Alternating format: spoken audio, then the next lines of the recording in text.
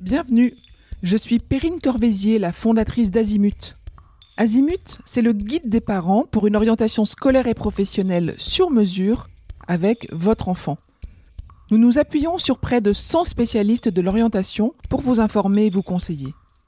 Pour découvrir l'ensemble des ressources Azimut, rendez-vous sur azimut-orientation.com. Vous pourrez notamment vous inscrire à notre newsletter. Entre novembre 2024 et janvier 2025, Azimut propose un programme de 15 webinaires destinés aux parents de futurs étudiants. Allez sur azimut-orientation.com pour le découvrir et réserver votre place gratuite. Je laisse place maintenant au contenu de cet épisode. Bonne écoute. Bonjour à tous. Oui, voilà. Donc, nous allons démarrer cette conférence. Donc, tous les parcours pour intégrer une école d'ingénieurs. Donc, on va voir qu'ils sont nombreux, puisqu'on peut intégrer une école d'ingénieurs après le bac, mais on peut l'intégrer à un niveau bac plus 1, à un niveau bac plus 2, à un niveau bac plus 3. Donc, nous avons la chance, et je les remercie chaleureusement, d'avoir 4 intervenants que je vais présenter. Je ferai une petite introduction pour situer le sujet et je leur laisserai la parole pour illustrer justement ces différents parcours pour intégrer une école d'ingénieurs. Donc nous avons Monsieur Guérif, qui est directeur du cursus préparatoire ingénieur intégré à l'école d'ingénieurs Sup Galilée et qui est membre du bureau du concours GEPI Polytech. Je l'évoquerai tout à l'heure parmi les concours possibles et les accès. Donc c'est un concours avec des écoles d'ingénieurs ouvertes dans un réseau universitaire. Madame Skripnik, qui est directrice des admissions de la communication marketing à l'ESIA, et qui est une école plutôt orientée, elle nous en parlera, plutôt vers le numérique.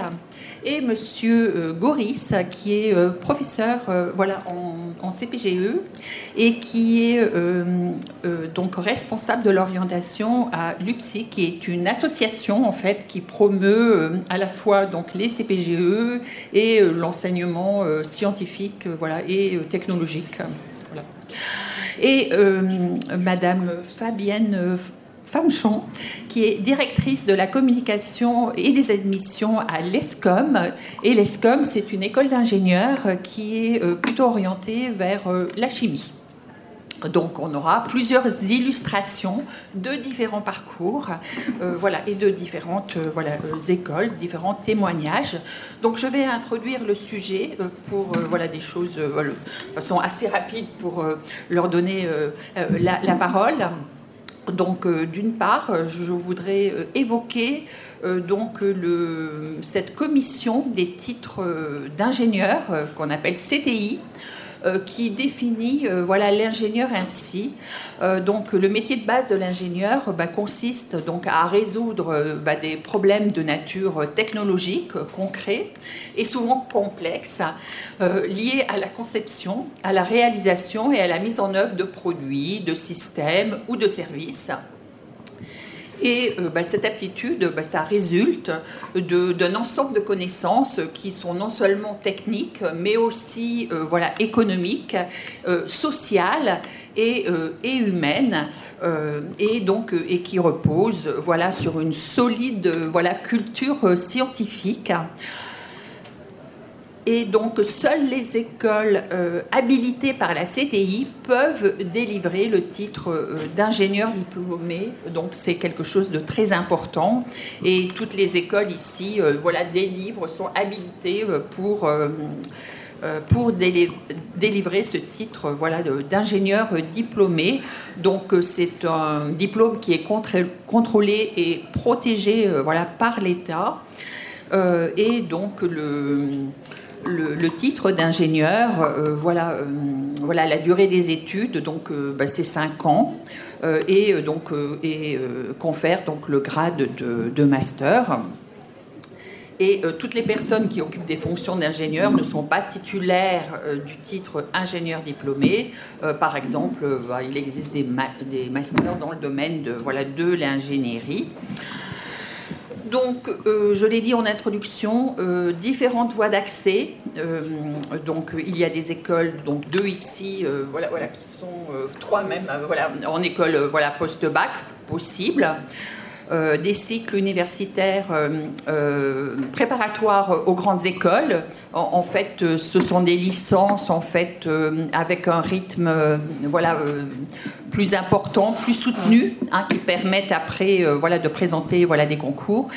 Les classes préparatoires, bien sûr, aux grandes écoles, mais des CPGE scientifiques, bien évidemment. Donc, il en existe plusieurs en fonction de son bac d'origine. Et d'ailleurs, tout à l'heure, je vous poserai la question qui a un bac général, qui a un bac technologique. C'est important. Si je l'ai oublié, vous me le rappelez. Il y a des entrées parallèles, post-BTS. Il existe même une classe préparatoire après le BTS ou après le bachelor universitaire de technologie, qui est une prépa ATS, j'y reviendrai tout à l'heure.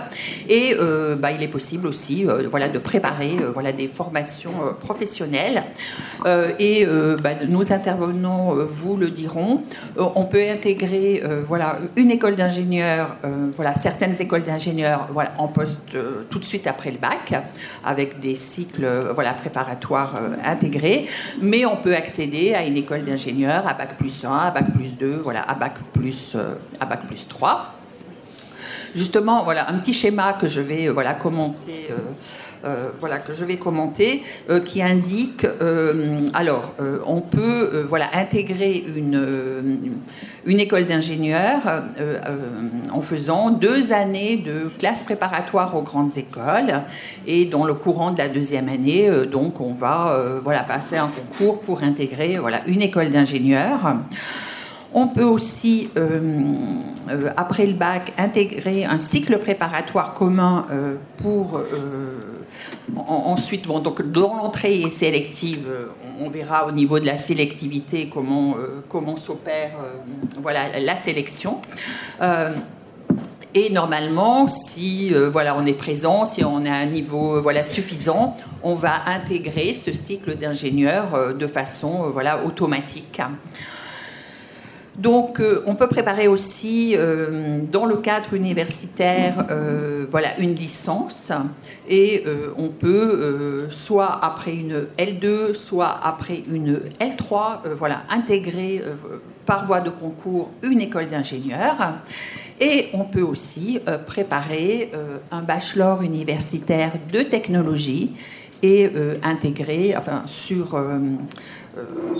tenter ensuite, sur dossier et entretien, sur concours, intégrer une école d'ingénieurs. Mais j'ai évoqué des prépas particulières qui sont conçues pour accepter des BTS, bien sûr, avec un bon niveau académique, ou des étudiants titulaires du bachelor universitaire de technologie. Il existe donc des prépas après ces diplômes. Voilà, donc, le déroulé des interventions. Donc, vous présenterez, vous allez redire votre fonction pour que ce soit très clair, représenter votre école, donc les formations que vous représentez, et puis le fil rouge pourrait être les exigences, les attendus, pour réussir la formation. Et puis vos points de vue seront complémentaires, c'est-à-dire que vous avez des écoles orientées dans des domaines différents, peut-être avec des publics un peu différents.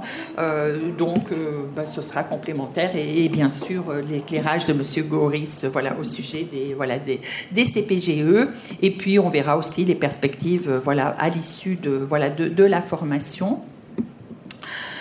Donc, je vais laisser la parole aux intervenants, mais au préalable, est-ce que vous pouvez, ça a été demandé par nos intervenants, ça pourrait être utile, combien d'entre vous sont issus de bac général? Alors, il y a sans doute des parents aussi. Voilà, donc on va dire que c'est peut-être une majorité. Et puis, combien sont titulaires d'un bac technologique? Alors, ça peut être un bac STL, ça peut être un bac STI 2D. Est-ce que vous pouvez lever le doigt? Voilà, donc voilà, un petit peu. Ouais. Oui. Et voilà. Et aussi, est-ce que des étudiants sont en cours de parcours à bac plus 1 ou à bac plus 2? Est-ce qu'il y a des étudiants de ce type-là dans la salle? Alors oui, j'ai... Oui. Alors, j'ai dit de manière générale. Alors, on ne sait pas s'ils sont en première ou en terminale, mais bon, peu importe. On a vu que ce sont plutôt bac général. Alors, je vais donner la parole. On va suivre cet ordre-là, si vous voulez bien, à Monsieur. Non.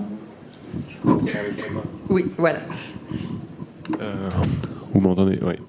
Alors, du coup, je me représente, je suis Thibaut Goris, je suis professeur en CPGE au lycée Livette à Nantes, donc une classe préparatoire PTSI-PT. Donc je représente ici pour présenter un petit peu les classes préparatoires, les voies d'accès, les filières. Donc quand vous êtes en terminale ou en première, vous avez dû suivre forcément du coup la spécialité maths et la spécialité physique ou sciences de l'ingénieur, ou numérique et sciences de l'ingénieur. En terminale, il faut forcément, pour accéder aux classes préparatoires, avoir suivi une formation parmi les maths, forcément la spécialité maths, et après également soit les sciences de l'ingénieur, soit la physique, soit la numérique et sciences de l'ingénieur. Donc ça, c'est pour les voies générales. À partir de là, vous pouvez accéder du coup à différentes filières qui sont la MPSI, dont les acronymes c'est maths, physique, sciences de l'ingénieur, la PCSI, physique, chimie, sciences de l'ingénieur, et la PTSI, physique, technologie, sciences de l'ingénieur. Ces trois filières vous amènent du coup en première et deuxième année à passer un concours qui va vous amener vers des écoles d'ingénieurs. La classe préparatoire, elle a trois vocations principales. Elle a forcément la vocation de vous amener vers le concours d'écoles d'ingénieurs, avec pratiquement l'ensemble des écoles d'ingénieurs publiques qui sont représentées sur ce concours. Et au final, on a pratiquement entre 80, 90, 100% de chances d'être admis dans une école d'ingénieur à partir d'une école d'ingénieur publique, à partir du concours. La vocation du coup de ce concours n'est pas d'être un coup près, mais d'être plutôt classant. C'est-à-dire que tous les élèves ont leur place et du coup vont accéder forcément à une école d'ingénieur. Ça, c'est la première vocation. La deuxième vocation, c'est de vous faire acquérir un socle scientifique très intéressant et globalement avec des matières. Vous avez une répartition entre les mathématiques, les sciences de l'ingénieur et la physique qui sont pondérées en fonction de la filière, avec davantage de maths dans une filière, davantage de physique dans une autre, ou une répartition à peu près égale entre les maths, la physique et les sciences de l'ingénieur en voie PTSI. D'accord ? Et du coup, ce socle scientifique, il va vous servir pour tout votre cursus. La dernière vocation, c'est de vous apprendre à travailler. Donc, pourquoi vous apprendre à travailler ? Parce que les exigences en classe préparatoire sont telles qu'on va vous donner quand même beaucoup de travail, et cette charge de votre travail va vous amener à connaître et à apprendre à travailler au travers des professeurs, mais aussi au travers de votre travail personnel. Et donc ce socle ici vous permettra et vous servira sur tout votre cursus. Au niveau du concours d'école d'ingénieur, il se passe du coup en deux phases. Il se situe à peu près vers avril-mai de la deuxième année. Donc vous avez une première phase écrite. À la suite de cette phase écrite, vous êtes classé et vous êtes admis ou non à passer des oraux. Et ensuite, une deuxième phase qui va se situer vers juin-juillet, où également vous allez repasser des oraux, re-être classé et être admis ou non dans l'école. À partir de là, vous allez pouvoir classer vos différentes écoles et être admis dans telle ou telle école, mais comme je le répète, pratiquement l'ensemble des élèves sont admis dans des écoles d'ingénieurs, sachant qu'en deuxième année, on a le droit de redoubler. Donc ça veut dire qu'au bout de 2 ans, cette filière permet globalement d'être admis dans une école d'ingénieurs. Il y a des études qui sont faites qui montrent que 95% des élèves qui rentrent du coup en classe préparatoire, au bout de 5 ans, ils sortent avec un diplôme Bac+5 et deviennent actifs dans le monde du travail. Voilà. Et en termes de satisfecit et de satisfaction de ce type d'études, l'ensemble des élèves sont relativement contents. Au niveau du choix entre la MPSI, PCSI, PTSI, au-delà du fait que vous avez des appétences plus pour les maths, la physique ou les sciences de l'ingénieur, c'est davantage savoir quelle est la filière qui va me permettre d'intégrer telle ou telle école. Quelle est la filière qui va du coup me donner le plus grand choix d'école. Et ça, faut un petit peu regarder les statistiques qui sont publiées notamment sur le site SCEI, concours, donc qui fait foi au niveau des classes préparatoires. Et ça vous permet de savoir quelle est la filière qui va me permettre d'accéder dans telle école, puisque en fait l'ensemble des écoles d'ingénieurs sont représentées sur l'ensemble des 3 filières. Une matière qui n'est pas très connue, c'est les sciences de l'ingénieur. Les sciences de l'ingénieur, il ne faut pas en avoir peur. Les sciences de l'ingénieur, c'est de la physique appliquée. Au lieu de voir toutes les lois fondamentales sur un point, une masse, un objet, on va voir ces lois fondamentales davantage sur du coup quelque chose d'appliqué déjà et de plus pragmatique, un bras de robot, des parties de véhicules, des choses comme ça. Donc c'est une première approche du métier d'ingénieur. Il faut ajouter à ces 3 matières le français et les langues, et ces matières-là, il ne faut pas les négliger. Pourquoi est-ce qu'il ne faut pas les négliger ? Parce qu'elles sont quand même relativement importantes en termes de pondération au niveau du concours. Je prends un exemple au niveau du concours, si on prend que ce soit les écoles centrales ou les arts, vous prenez l'ensemble des coefficients, par exemple en maths sur une des filières, vous avez 12 coefficients, écrit plus oral.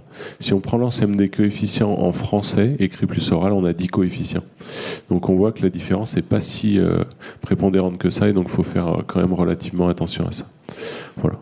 Donc l'intérêt principal de ces filières CPGE, je le répète, c'est à la fois que vous êtes sûr de sortir dans une école d'ingénieur, que vous ne fermez pas de porte, d'accord ? C'est-à-dire que globalement, c'est la continuité de ce que vous faites en terminale générale, avec globalement les mêmes spécialités, ce même triptyque maths, physique, sciences de l'ingénieur, et que vous êtes derrière, vous allez avoir un boulot qui globalement va vous permettre d'être satisfait à la sortie au bout de 5 ans. Bon, merci Monsieur Goris. Donc je vais donner la parole maintenant à Madame Skripnik, voilà, qui va présenter rapidement son école, là plutôt orientée vers le numérique, et puis après à Madame Farmschon, parce qu'elles sont dans le même catégorie de concours qui est puissance alpha, c'est-à-dire qu'il y a des concours communs, à plusieurs écoles, en post-bac, et on est dans la même catégorie de concours. Donc on vous écoute. Bonjour à tous. Donc, Olena Skripnik, directrice des admissions de l'ESUA. L'ESUA, c'est une école d'ingénieurs de numérique utile qui existe depuis 1958. On délivre le diplôme labellisé par la commission des titres d'ingénieur. Et l'ESUA recrute en post-bac et en post-prépa. En post-bac, les 80% des étudiants, des élèves qu'on recrute proviennent bien sûr du bac général de sciences. Une des particularités du concours Puissance Alpha, il y a également des places qui sont dédiées aux candidats avec un profil une science. L'exemple, quelqu'un qui a choisi une spécialité mathématique et l'anglais peut postuler au sein de l'école telle que l'ESUA. Et bien sûr, les bacs technologiques STL et ST2D. Nous recrutons également sur admission parallèle des étudiants qui sont déjà en formation licence, BTS ou BUT, donc en première ou deuxième année de cycle ingénieur, et les candidats post-CPGE que mon collègue à gauche vient de présenter, donc MP, PC, PSI, plutôt dans le concours E3A Polytech. Et les prépas APT, on le recrute sur admission parallèle. Qu'est-ce qu'on attend? Quelles sont les exigences pour intégrer une école d'ingénieurs telle que les SUA? Bien sûr, je récupère tout votre dossier sur Parcoursup une fois que le Parcoursup est clôturé. Et il y a également des écrits. Des écrits qui auront lieu, en tout cas cette année, le 26 avril 2025. Sachez que chaque école du concours propose des préparations gratuites au concours, donc n'hésitez pas à vous renseigner si ce sont des écoles qui vous intéressent. En tout cas, c'est l'occasion de s'entraîner. Et puis, donc, si je reviens sur les concours post-prépa, le calendrier national reste le même, donc avril-mai les écrits et les oraux plutôt courant le mois de juin. Quelques informations sur les SUA. Les SUA, étant une école généraliste, gardent quand même cet accent en coloration numérique, donc des majors tels que cybersécurité, intelligence artificielle, système embarqué, réalité virtuelle, donc sont proposés dans le cadre de la formation de les SUA. Et en cycle préparatoire, comme une prépa classique, vous allez avoir des matières maths, physique, informatique. Je rejoins mon collègue qui disait effectivement le français et l'anglais restent des matières importantes, donc des matières sur les soft skills, formation humaine. En plus, font partie du programme en cycle préparatoire intégré et bien sûr les stages et les projets qui font partie intégrante de l'école tout au long de la formation en cycle préparatoire, mais également en cycle ingénieur. Et d'ailleurs, c'est une condition de la commission des titres d'ingénieur, quelle que soit l'école d'ingénieur, il y a une expérience à l'international. C'est un message à ceux qui hésitent entre l'école de management et une école d'ingénieur. Sachez que dans toute école d'ingénieur, vous allez pouvoir être amené à faire une expérience à l'international, minimum un semestre, et ça peut aller jusqu'à 18 mois pour avoir cette carrière à l'international. Peut-être un petit mot sur vos 4 campus. Oui, c'est vrai que les SUA, donc je disais, existent depuis plus d'une soixantaine d'années. Le diplôme d'ingénieur est proposé sur le campus Paris-Ivry-sur-Seine. Nous accueillons 1500 étudiants sur ce campus. Sans vouloir faire de la promotion, donc la semaine prochaine, nous avons une journée porte verte sur le campus d'Ivry-sur-Seine. Et sur le campus de Laval, Laval à Mayenne, nous avons un campus de 500 mètres carrés, donc effectivement. Et puis, nous avons des campus dans le sud-ouest, à Agen et à Dax, plutôt, qui proposent d'autres formations d'ingénierie. En tout cas, je me focalise sur une formation d'ingénieur Paris-Laval. Voilà, merci beaucoup. Merci. Je me tourne vers Madame Pomchot, qui va présenter son... Je vais vous présenter donc l'ESCOM.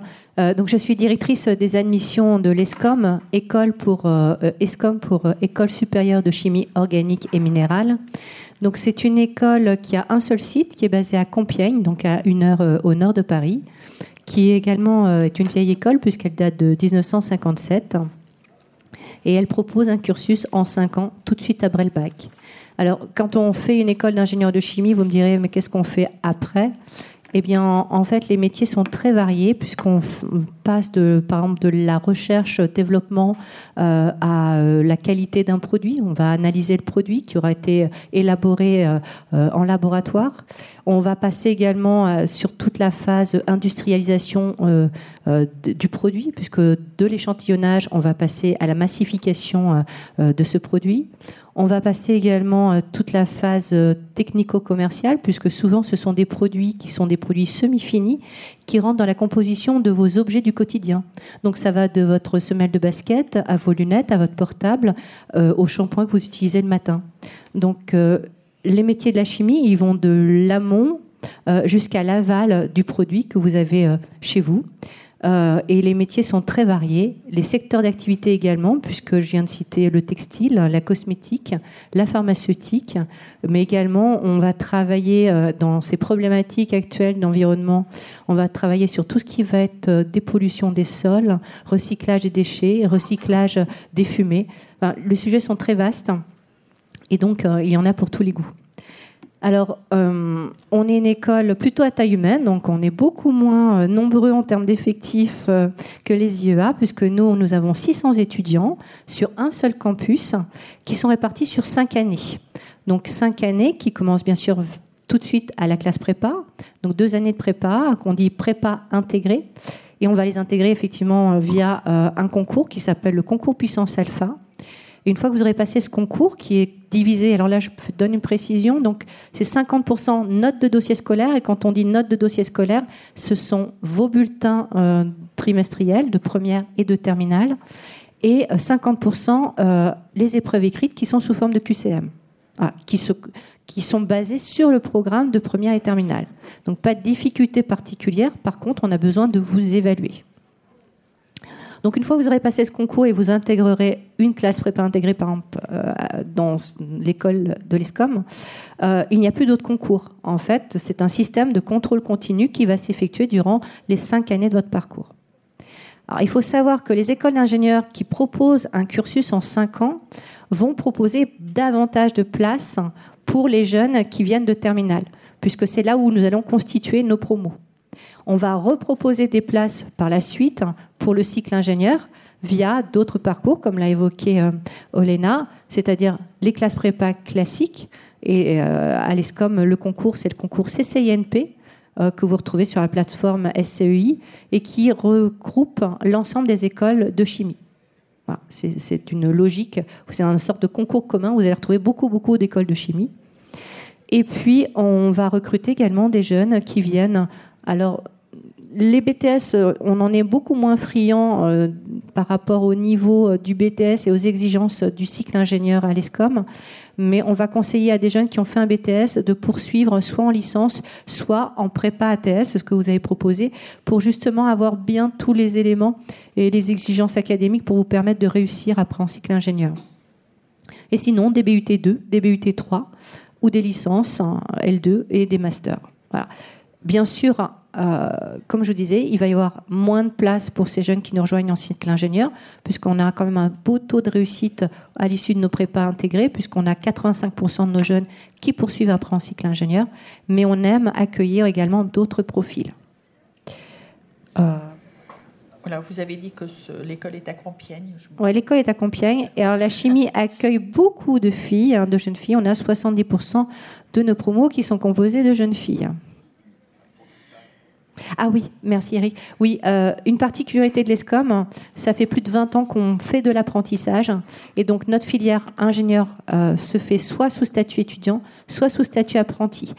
Et quand on parle d'admission parallèle pour les licences BUT ou ATS ou BTS, ça va être un système de dossier. Donc, on va demander aux jeunes tous ses résultats scolaires à partir du bac jusqu'à sa dernière année, une lettre de motivation et 2 lettres d'appréciation d'enseignants scientifiques.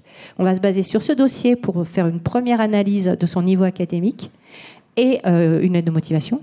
Et on va l'inviter à participer à un entretien. Alors, c'est un petit peu particulier chez nous parce que ce sont des entretiens collectifs. Donc, vous devez vous présenter devant tout un groupe de personnes. Et après, vous avez une petite étude de cas qu'on vous propose pour pouvoir justement évaluer votre motivation et la façon dont vous travaillez en mode projet. Très bien, merci Madame Franchon. Donc je vais donner la parole à Monsieur Guérif qui va vous parler donc de cette école d'ingénieurs donc Sup Galilée et de ce concours GEPI Polytech qui est un concours en fait d'un réseau d'écoles d'ingénieurs au niveau universitaire. Voilà, merci. Bonjour à tous. Donc, je suis Sébastien Guérif, je dirige la prépa intégrée de Sup Galilée qui est une des écoles du concours GEPI Polytech et je suis également membre du bureau de ce concours et coordinateur de l'épreuve de NSI, donc l'épreuve d'informatique du concours. Donc Sup Galilée est une école qui se trouve à Villetaneuse, au nord de Paris, à 15 minutes de la gare du Nord à peu près. On y propose plusieurs spécialités avec un spectre assez large qui va de l'énergétique aux maths appliquées, en passant par l'informatique, les télécoms et l'instrumentation. Notre recrutement s'effectue en partie en post-bac via le concours GEPI pour le cycle prépa intégré de l'école. On recrute à la fois sur le concours bac général et bac technologique. Sur le bac technologique, on recrutera des bacs STI 2D et ce sera en collaboration avec des IUT partenaires. Pour le concours bac général, tous les élèves de terminale et les bacheliers de l'an passé peuvent passer ce concours. Vous serez évalué à la fois sur votre dossier et sur une épreuve écrite. Concernant le dossier, on s'appuiera sur les notes de première et de terminale. En première, on s'intéressera aux spécialités mathématiques et physique-chimie, ainsi que les notes du bac de français. Et pour la terminale, on s'appuiera sur vos notes de 2 spécialités scientifiques, le plus souvent les maths. Mais si les maths sont absentes, on regardera l'option maths complémentaires et on regardera également l'anglais. Concernant l'épreuve écrite, c'est une épreuve de 3 heures qui se déroulera le 29 avril après-midi. Tous les candidats devront remplir un QCM de maths qui porte sur la partie commune du programme à maths et maths complémentaires. Et ensuite, ils composeront sur des sujets qui ne seront pas des QCM, qui seront plus proches de ce que vous faites habituellement en terminale, sur les 2 spécialités scientifiques qu'ils suivent.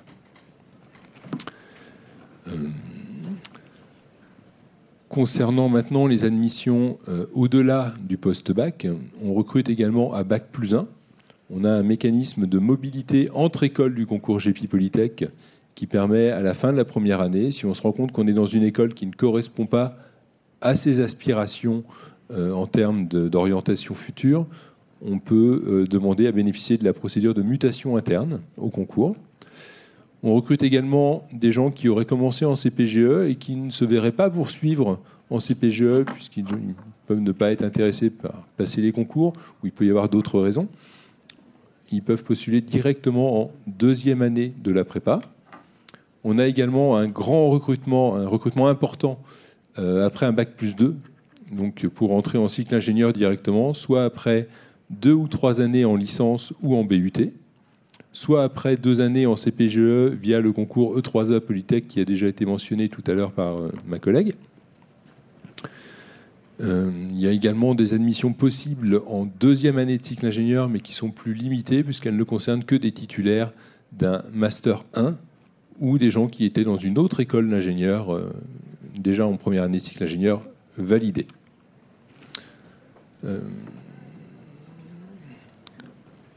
Concernant les spécialités proposées à Sub-Galilée, 2 des spécialités sont proposées en apprentissage en plus du statut étudiant. Concernant maintenant le concours et l'ensemble des écoles que cela concerne, il y a 35 écoles d'ingénieurs qui sont toutes des écoles publiques, ce qui représente à peu près 200 spécialités en cycle ingénieur.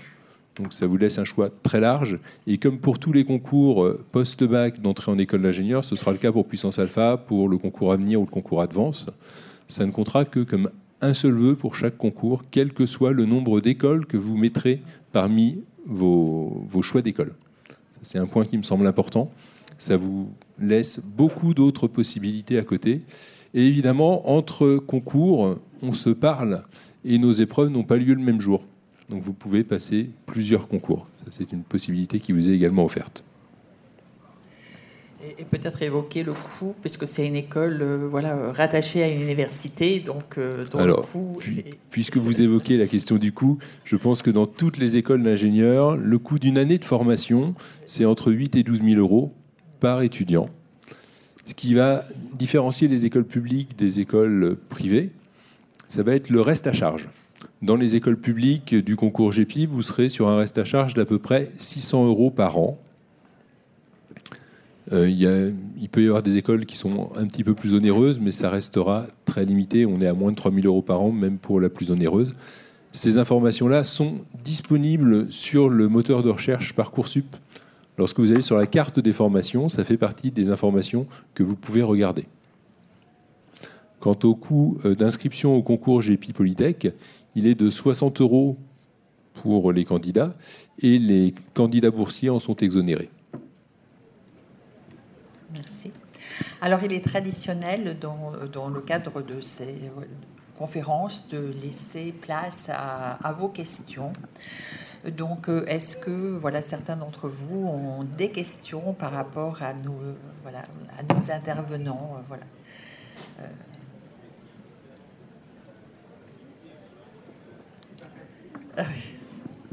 Pas de questions? Oui.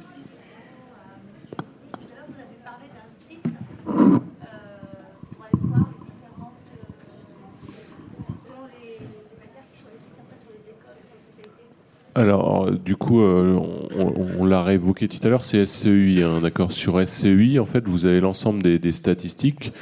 SCEI concours, concours. Hein.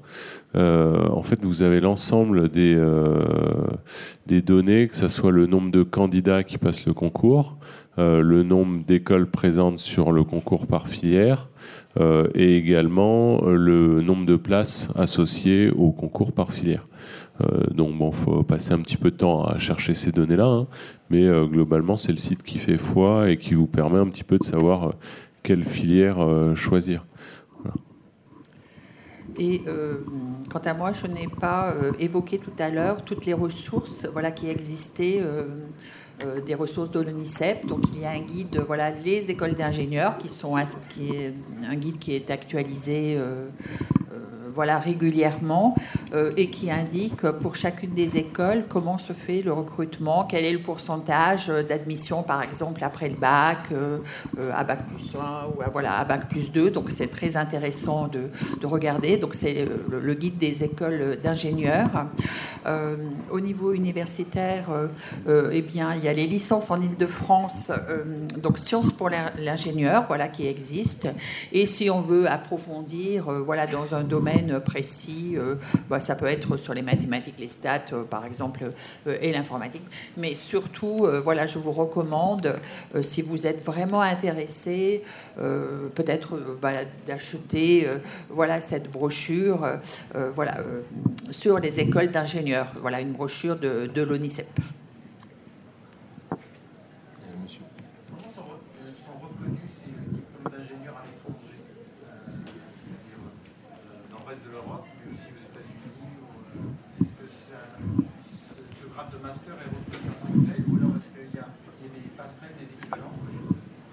Alors, qui veut intervenir sur... C'est un diplôme Bac plus 5 et il est reconnu au niveau mondial. L'exemple, nous avons des universités partenaires dans 60 pays du monde. 60 universités partenaires dans différents pays du monde. Et donc, nos étudiants en 4e, 5e année peuvent faire un double diplôme aux États-Unis, au Japon, en Australie. Et chaque année, c'est un chiffre qui évolue. L'année dernière, on a eu 12% de nos jeunes diplômés de la promotion 2023 qui ont commencé leur premier travail à l'étranger. En même temps, c'est bien et moins bien parce qu'on les forme et ils partent. Donc, il y a un autre problème derrière, souvent pour des questions du salaire ou pour première expérience à l'international, après pour se vendre plus cher auprès des entreprises françaises. Effectivement, c'est un diplôme qui est reconnu au niveau mondial sans aucun problème. Ils peuvent aussi avoir les doubles diplômes pendant le cursus. Ça fait partie d'ailleurs des conditions de la commission des titres d'ingénieur, justement, qu'il y ait cette expérience à l'international. Donc c'est Bac plus 5, grade de master, effectivement. Oui, absolument. Quel que soit le statut de l'école, privée ou publique, effectivement, ils sont reconnus au niveau mondial. Attention, je parle bien du grade de master pour les écoles de management ou les écoles, le diplôme d'ingénieur labellisé par la CTI. D'ailleurs, la CTI, elle labellise aussi des écoles d'ingénieurs dans d'autres pays. Nous avons des partenaires en Afrique, par exemple, qui sont labellisés par la commission des titres d'ingénieur. Et en complément, il y a également un label européen. Donc, Subgalilée est aussi labellisé EURACE. C'est en lien avec la CTI et c'est probablement le cas de certaines des écoles qui sont présentées ici. Voilà, merci. Alors, une question là au fond. Alors, parlez fort et puis on va relayer la question de façon à ce que tout le monde...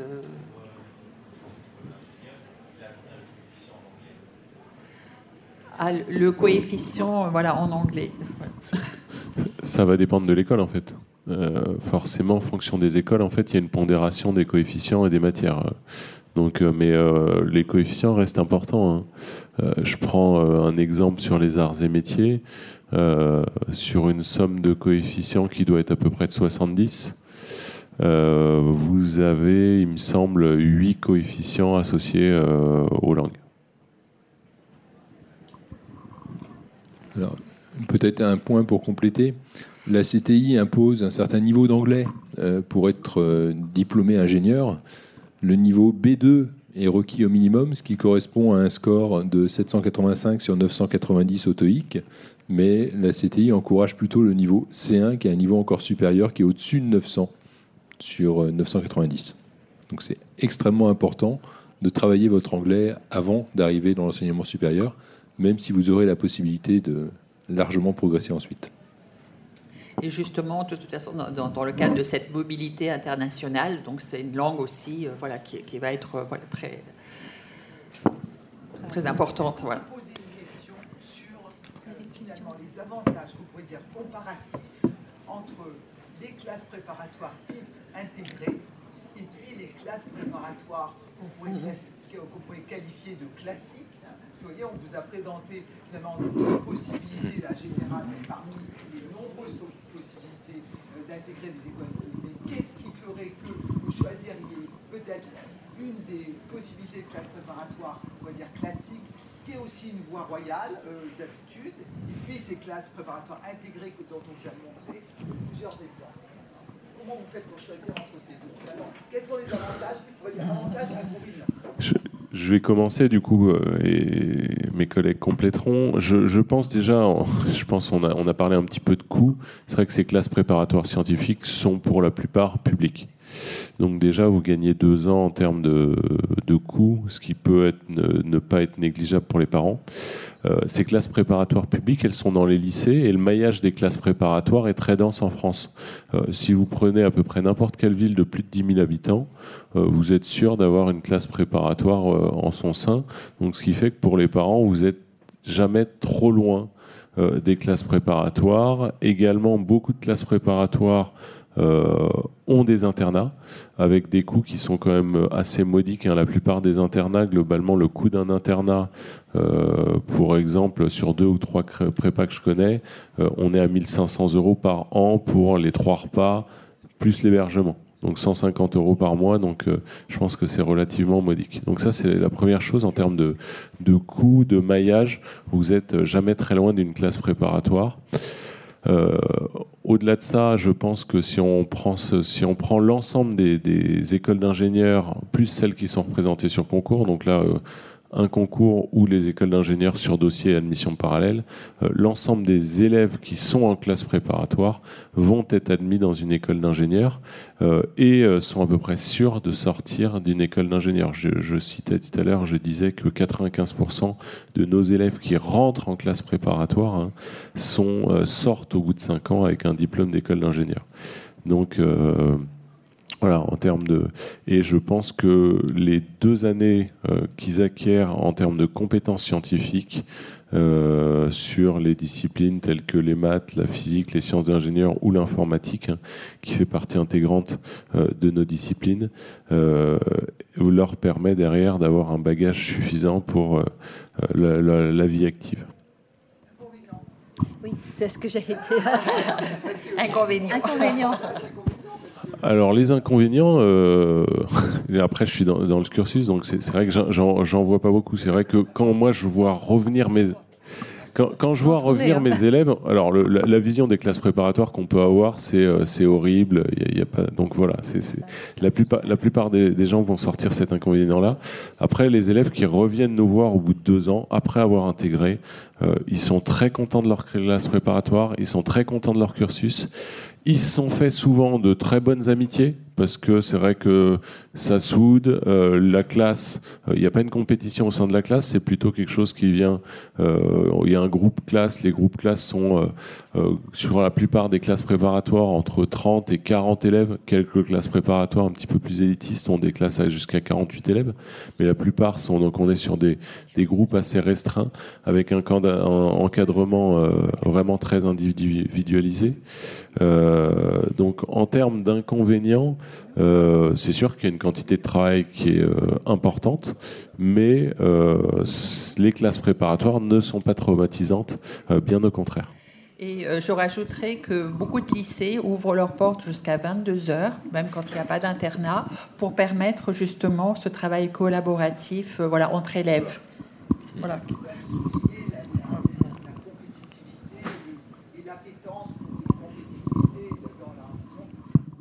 Alors, pour avoir fait avoir été professeur dans 3 classes préparatoires, à part peut-être quelques prépas élitistes, et même, je pense que même dans les prépas élitistes, ça ne se passe plus. On n'est plus dans les prépas des années 80, hein, où effectivement il y avait une trentaine de classes préparatoires. Aujourd'hui, il y a 30 000 élèves en classe préparatoire. Et dans chaque classe, l'ambiance est très bonne. La compétitivité, ils se rendent bien compte que leurs 40 collègues et leurs 40 acolytes, c'est pas par rapport à eux qui se battent, mais par rapport aux 30 000 autres. Et donc, il y a beaucoup plus une relation d'entraide qu'une relation de compétitivité dans ces classes préparatoires. On est vraiment sur une relation d'entraide. Et c'est pour ça aussi que les élèves en classe préparatoire, au bout de 2 ans, ils sont très contents de leur classe préparatoire. Oui. Alors, moi, ouais. Alors, les cycles préparatoires intégrés. Ouais. On prendra votre question après. Maintenant, les cycles donc intégrés, parce que si les 2 formules existent, c'est bien qu'il y a des différences.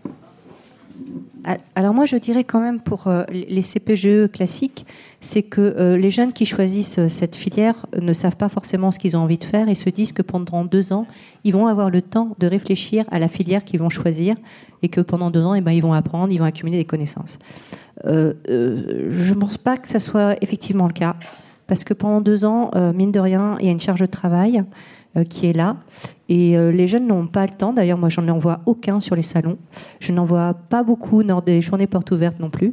Ils sont focus sur leurs études et focus sur les concours. Deuxième point, c'est qu'en fait, ils passent des concours. Ils vont être classés en fonction de leurs résultats. Ils ne vont pas forcément avoir leur vœu 1 ou leur vœu 2. Voilà. Mais par contre, je vous rejoins sur le fait que c'est fini les classes prépa où c'est la compétitivité, où ils sont martyrisés et ça se passe très très mal. C'est pas vrai, ça se passe très bien. Ils sont ravis de leurs 2 années ou 3 années. Il y a de l'entraide, c'est vrai. Mais par contre, il y a une charge de travail qui est plus importante que dans les classes prépa intégrées, puisque dans les classes prépa intégrées, le concours, on l'a passé en amont. Et en fait, on se focus uniquement sur ses études.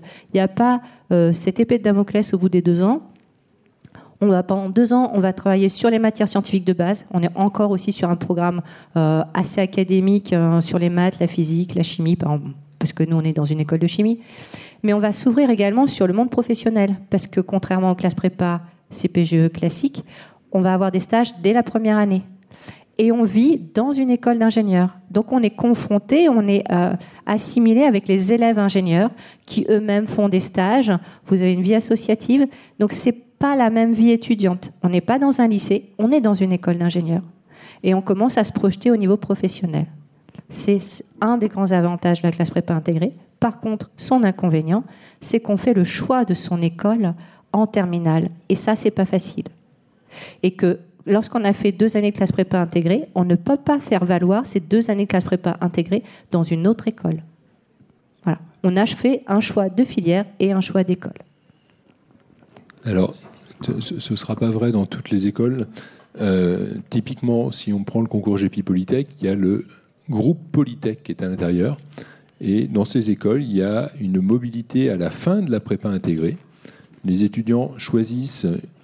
font des vœux de spécialité et des vœux d'école, et ils auront au moins un de leurs 2 premiers choix qui sera respecté sur la base de leurs résultats dans le PEIP qui correspond à la prépa intégrée du groupe Polytech. Parce que c'est une prépa intégrée de groupe. De groupe, oui. Donc il y a des mobilités. J'ai des étudiants qui sont partis dans des écoles du groupe Polytech ou dans d'autres écoles du concours GEPI Polytech à l'issue de nos 2 années de prépa intégrée.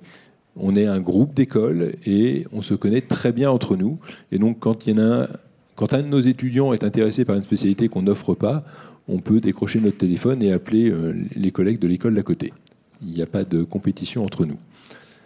Concernant maintenant les choix d'orientation, à Sub-Galilée, on a mis en place un cours qui s'appelle « Exploration d'un projet professionnel », dans le cadre duquel on fait venir des alumni, donc des diplômés de l'école, qui viennent témoigner de leur expérience lors de tables rondes, ce qui permet des échanges relativement informels entre nos élèves et nos anciens diplômés, ce qui leur permet de se projeter un petit peu sur quel sera le métier ou les métiers auxquels ils auront accès après leur choix de spécialité.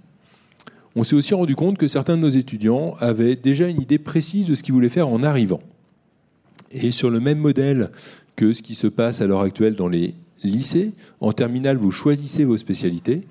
On a mis en place des parcours qui permettent de se pré-spécialiser à partir du 2e semestre de la première année. Donc, en première année, la spécialisation est modeste, puisque globalement, ils ont un tronc commun qui est très important. Il y a 10% qui peuvent être choisis, et ces 10% peuvent se répartir entre 50-50 chimie informatique, ou alors que de la chimie ou que de l'informatique, sur ces 10% de la formation. En deuxième année, on leur donne la possibilité de choisir 2 majeurs, soit maths et info, soit physique et info, soit physique et chimie. Et là, c'est une pré-orientation vers une ou 2 de nos spécialités en cycle ingénieur. Ceux qui souhaitent en revanche rester généralistes jusqu'au bout, parce qu'ils veulent avoir du temps pour réfléchir à leur orientation, ont d'une part l'exploration d'un projet professionnel avec ses tables rondes et nos alumni, et d'autre part des options scientifiques qui sont mises en place pour découvrir les 5 spécialités proposées à Sup Galilée. Vous vouliez intervenir peut-être ? Juste 30 secondes pour compléter. Effectivement, pour la prépa intégrée, nous avons beaucoup des candidats qui proviennent de post-CPGE, mais au sujet de la prépa intégrée, bien sûr, je disais tout à l'heure, il y a les matières que je dirais classiques, mathématiques, informatique, électronique, anglais, mais il y a de nombreux projets. Dès la première année, ils travaillent sur des projets et ce qui est attendu, en tout cas des candidats qu'on recrute, ils veulent quelque chose de pratique. Ils sont accompagnés par les associations, ils sont accompagnés par des étudiants plus âgés dans les années. Donc, tout de suite, ils sont face au projet, ils doivent soutenir leur projet, programmer un petit robot ou d'autres, donc créer la catapulte à la fin de la première année. C'est quelque chose qui leur parle tout de suite. Et puis, on a parlé de l'anglais, j'ai complètement omis de vous en parler. On peut suivre la formation cycle prépa intégré ou cycle ingénieur 100% en anglais dès la première année, et cette expérience à l'international peut avoir lieu dès la 2e année du cycle préparatoire. Donc les étudiants qui savent ce qu'ils veulent faire ou cherchent niveau scientifique exigé, mais en même temps aussi de la pratique, avec un diplôme reconnu, choisiront plus rapidement plutôt une prépa intégrée parce que il y a un projet pédagogique qui se déroule sur 5 ans avec cette diversité d'expériences à l'international, en France, expériences, projets et bien sûr les notes, les contrôles des matières classiques, maths, physique. Alors, il y avait une jeune fille qui avait une question. Donc peut-être ce sera l'ultime question parce que... Alors, nous vous écoutons. Oui, j'avais une question à laquelle vous avez répondu. Je suis très contente. C'était la part de professionnalisation qu'il y a dans les parcours. Mais donc, ça m'a laissé de la place pour une autre question, dernière question. Je comprends que dans les prépas intégrés, les prépas du groupe GEPI Polytech, il y a cette possibilité de changer d'école. Mais je sais en même temps qu'il y a un effectif maximum. Donc, quand on dit on peut changer, mais il y a quand même un nombre de places limité. C'est pas tout le monde qui peut changer comme il veut. Alors, lorsque je vous ai parlé du réseau Polytech, je vous ai dit que tous leurs étudiants, font des vœux de spécialité et des vœux d'école. Leur vœu peut être de rester dans l'école où ils sont déjà. Voilà. Donc, il y a effectivement des capacités d'accueil dans chacune des formations.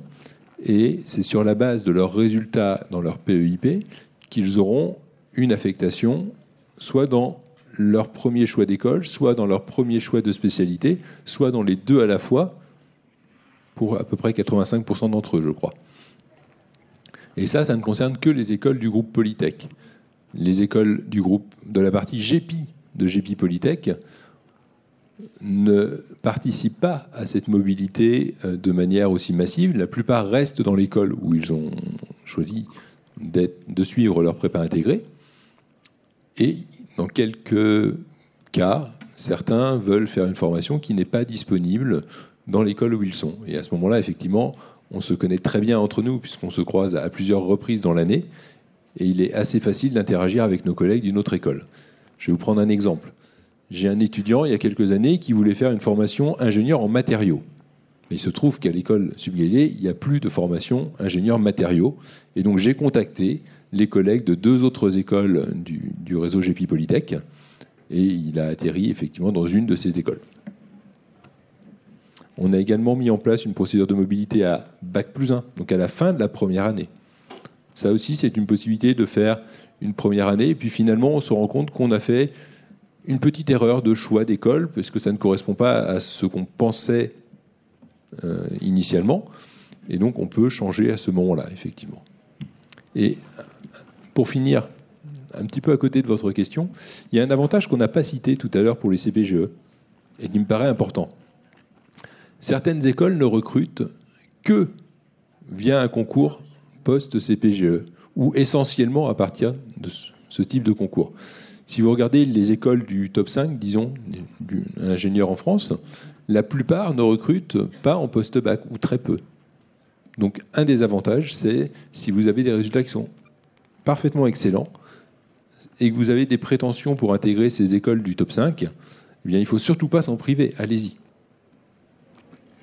Donc du coup, tout à l'heure, j'ai évoqué cette brochure de l'ONICEP sur les écoles d'ingénieurs qui indique en fait en termes de recrutement comment se fait voilà, le recrutement, à quel niveau, quel pourcentage, etc., qui est très important. Est-ce que vous avez eu réponse à votre... C'est vraiment l'ultime voilà, question.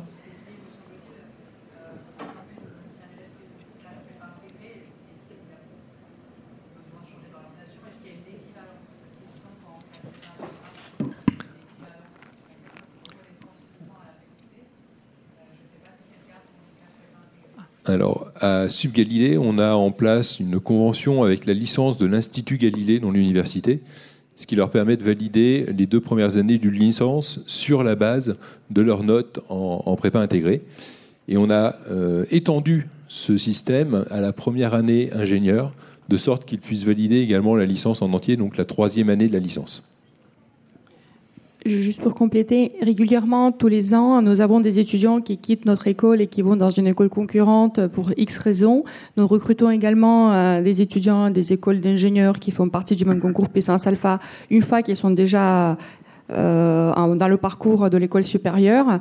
En fait, l'école, elle est labellisée par l'ACT, elle est reconnue par l'État et les notes correspondent au crédit ECTS. Donc, c'est une norme européenne. Donc, avec les crédits ECTS, on peut admettre un étudiant d'une école autre, que sans citer Frey, Silve, Epita ou d'autres, et même les étudiants de post-CPGE. Ça nous arrive également de recruter une petite dizaine d'étudiants en pleine période du cycle préparatoire parce qu'ils auraient validé leur première année du cycle prépa ailleurs.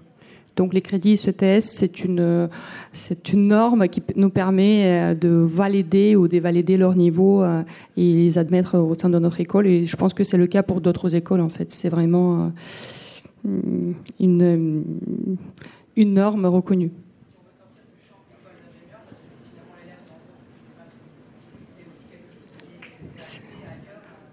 Les crédits ECTS, oui, tout à fait. Chaque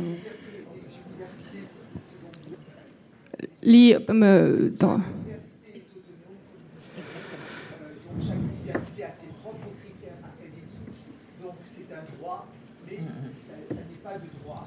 Mais ceci dit, c'est une norme qui est valable pour les écoles d'ingénieurs comme pour n'importe quelle formation.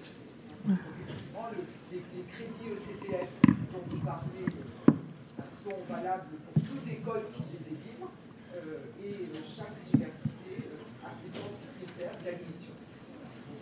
Voilà, donc nous allons terminer cette conférence. Donc je remercie tous les intervenants chaleureusement pour leur participation et leur témoignage complémentaire. Voilà, bonne journée à vous. Merci. Je vous retiens quelques instants. Vous écoutez peut-être sur Apple ou sur Spotify ou sur Deezer ou sur une autre application de podcast. Je voulais m'assurer que vous connaissiez l'existence de notre site azimut-orientation.com. Sur ce site, les contenus sont organisés par thématique et par situation. Ceux qui connaissent, adorent et utilisent notre moteur de recherche, ce qui leur permet d'aller chercher directement le bon contenu qui correspond à leurs problématiques. Je vous encourage à vous y connecter et n'oubliez pas de vous inscrire à notre newsletter. Merci de votre fidélité et à bientôt.